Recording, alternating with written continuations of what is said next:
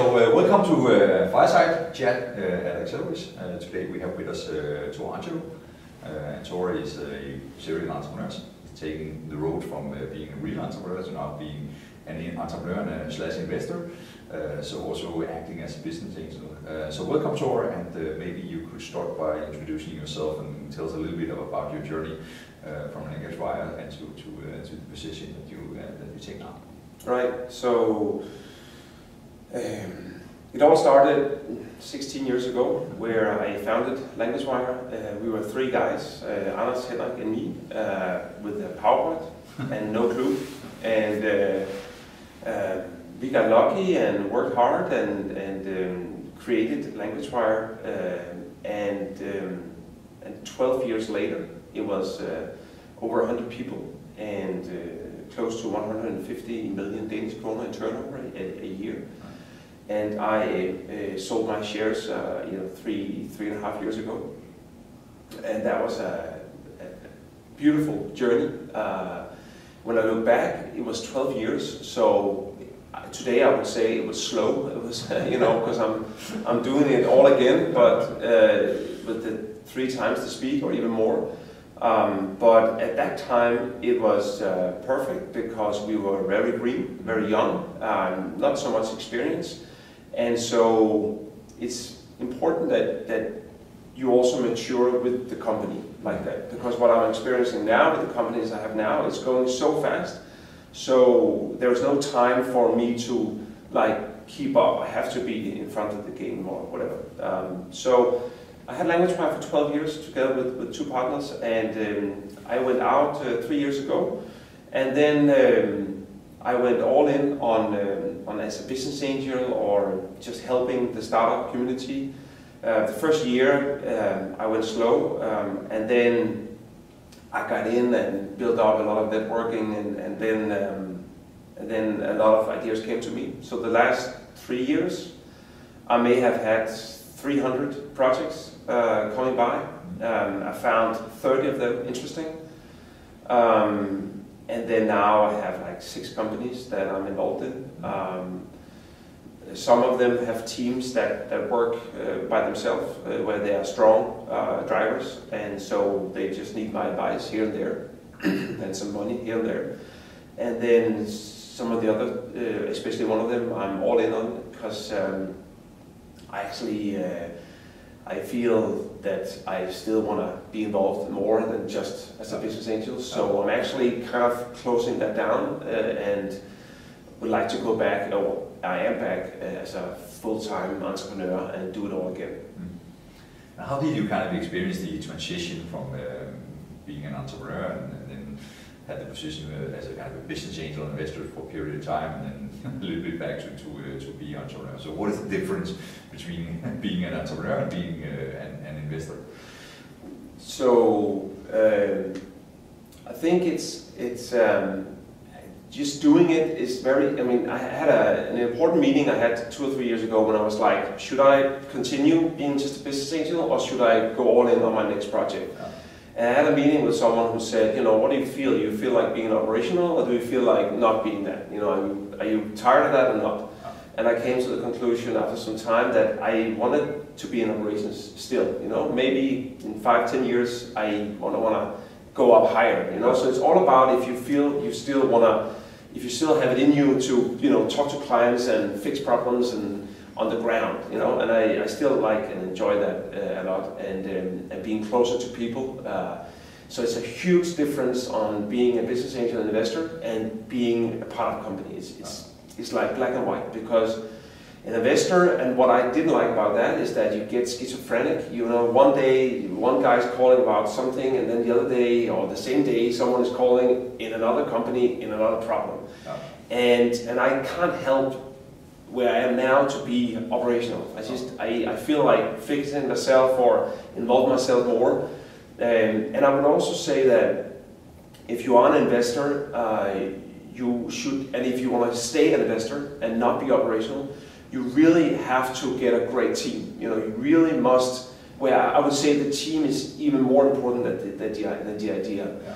One of my specialties, or what I do different, I think, is that I always want to go in like in the very beginning. So I always go in when the thing isn't even developed yet. Okay. Because I really want to take it from the beginning and then control that. Where most investors like to go in where the team has gone through the first year or two, maybe they got killed and then never mind, or maybe they made the first 1 or 2 pivots and then they ended up and get the first 5 times, right? And then the team has been approved, and the idea is somehow proved. Exactly. Where I like to go in before any pivots, before you meet clients, and then push the team very quickly to go out there. Yeah. So I have surrounded myself with a team of developers that I throw things at, like get me the first minimum viable product for like maximum 30,000 kroner. Yeah.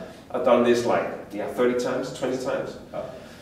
And so I get some minimum viable product out very quickly and help the team do that. Yeah. I meet people who has been trying to start something for a year or two, and then they meet me, and then we are up and running in 2 months. Yeah. And they were like, what I've been doing for like 2 years, just interviewing people and talking too much, instead of just do it. And then find out if it sticks or if it doesn't, quickly, instead of wasting too much time talking about it. So how do you use your experience as an entrepreneur when doing the investments? I understand part of that. Say, well, I take an active role in the company, so basically is part of the management of the company. But how do you look at it from the investing point of view? So of course you're looking for a great team and a good idea. But how do you do your kind of due diligence and stuff like that? Yeah. on the 300 ideas that you saw? Yeah. So it's very important for me that there is scalability in the idea. And I'm very much into a lean startup where it doesn't have to be scalable for the first year, but you have to have an idea that these processes or this way delivered to the clients can be replaced by software later on. So I'm on one hand I'm very hands-on at the beginning. I don't mind that it's very heavy on human resources in the beginning. But it has to be a plan to make it really scalable. Yeah. So unless it's scalable, I don't want to go into it because I kind of been there before with my first company, which was healthy.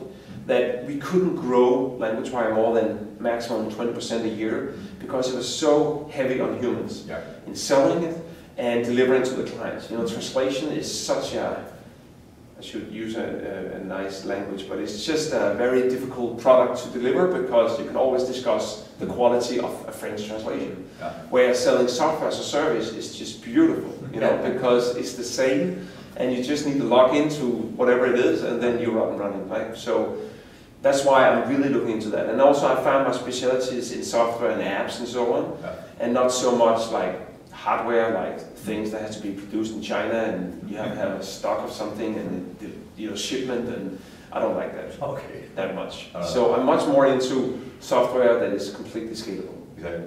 And what is kind of the things that you dislike about being an investor, kind of compared to being an entrepreneur? I think it's because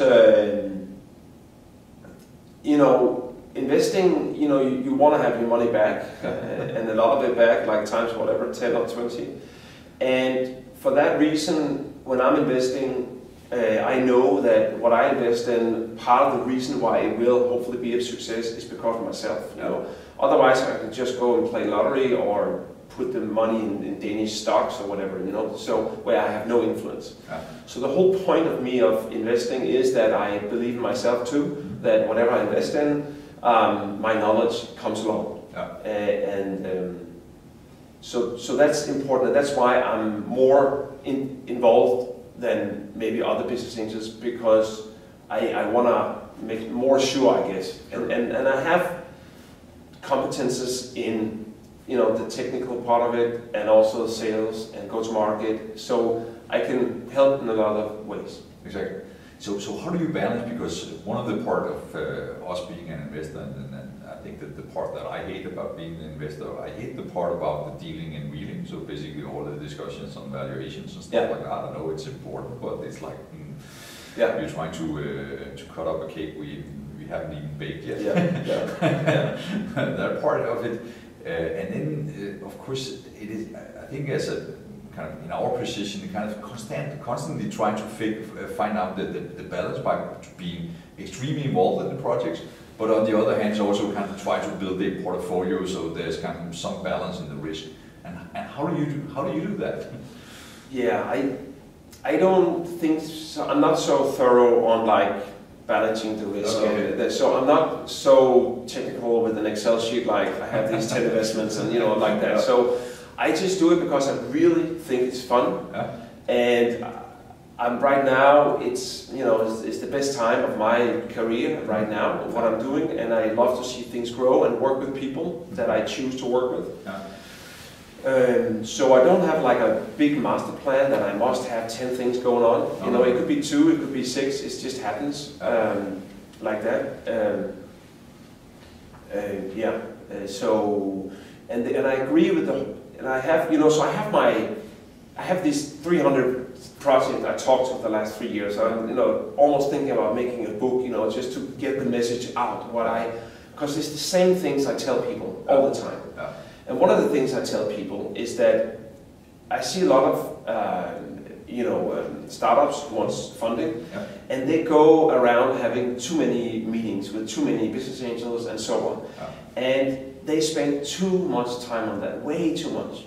They have like 30 meetings with different business angels and so on, and what they forget is that, as you say, first you have to sell it, and maybe you get someone interested. And then they think that's great. I got Thomas Angelo or Tommy Angelo or someone who's interested now. I got to meet with him. But then what they don't get is that he may find it interesting, or I may find it interesting. But then there's the whole evaluation thing, right? So it's like, yeah, he want to invest 100,000 or 200,000. Yeah, I got him. But then there's just one small detail, is that how much worth is your company? Exactly. And then they don't get that. It's like, yeah, he promised to give us 100,000, and then I need 100,000 from you, and I'm up and running. But then, what is your company worth? And someone who's coming with, maybe they develop something, but if they don't have their first clients, they're like worth nothing in my world. Exactly. It's like nothing. And an idea today is worth nothing. Because anything you have that you want to do, 100 other people are doing right now at the same time. Exactly. Unless it's something very, very unique and high-level technical stuff.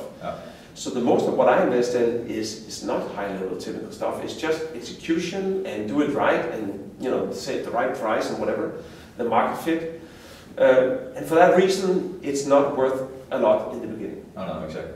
And that's why it's so hard. And I see people waste their time too much on having too many meetings with too many. Instead, you should, and this is one of my things, like my top 5 advices, is that you should really pick the ones you want to play with, like accelerators or Seed or Tommy Angelo or whatever, and then go for it. And if he says no, then keep on going. Like, I want to work with you. I want your money and your expertise. What I'm doing is right up your alley.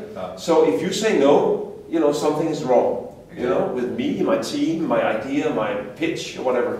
I'll be back in 1 month. Give me another chance, and then listen to the feedback you get, and pivot your pitch to get that guy or girl.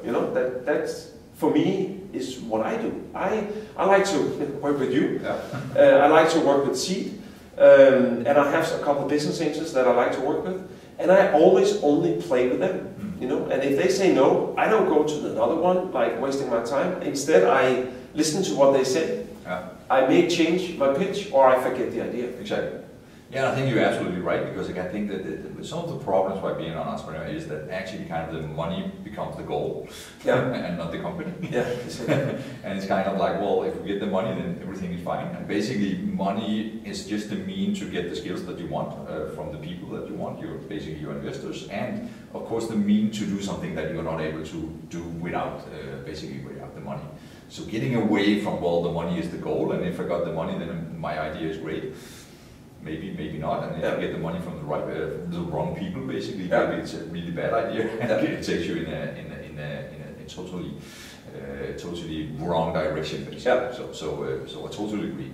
One of the things that I've been thinking about is that the way that I've been thinking about investing is, well, could you also try to part your investment and say, well, part of my investment is in the company and part of my investment is into the people, basically. So it could be almost like a personal guarantee, not too much and stuff like that.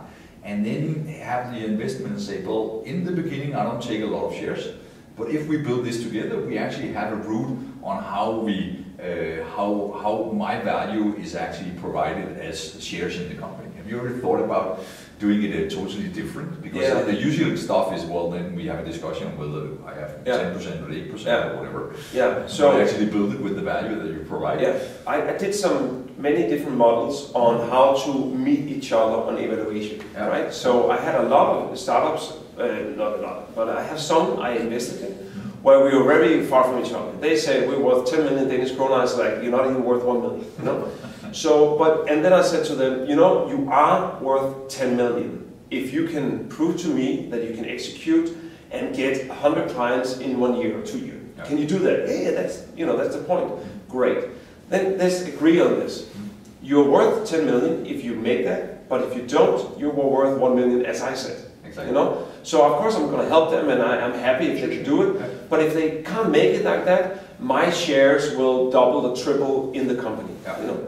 So if they're worth 10 million, I give them 500,000, I get 5%. Yeah. But if they're worth 1 million, it's half of the company, right? Exactly. Yeah. And I would never do that, but I would just say, if you make it, it's 5%, I'm happy because I got 5% of something that is really going like that. Yeah. But if you didn't make it, then I get 20%. And then I will involve myself some more, because obviously you can't make it. You know. Exactly. So I do these things, like, why are we so different on the evaluation? And that must be because they believe in something else. And I said, all right, if it goes like you say, it's one case, but if it goes as I say, it's another case. Exactly. So basically invest in the proof.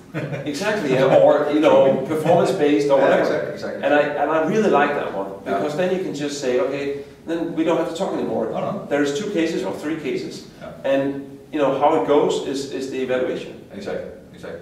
And how is the kind of the startups responding to that model? They find that's fine. Okay, that's fine. Okay, that's the way to do it. Otherwise, you know, I'm not going to invest. I'm not going to invest in someone who has nothing and they say they're worth 10 million.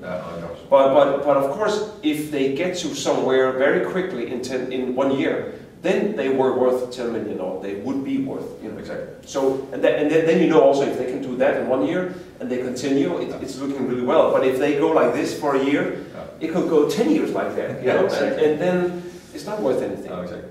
And how is your kind of perspective on the personal risk that the entrepreneurs are willing to take in basically the Danish startup? Well, actually, I may say something that is very different from others, and also business angels.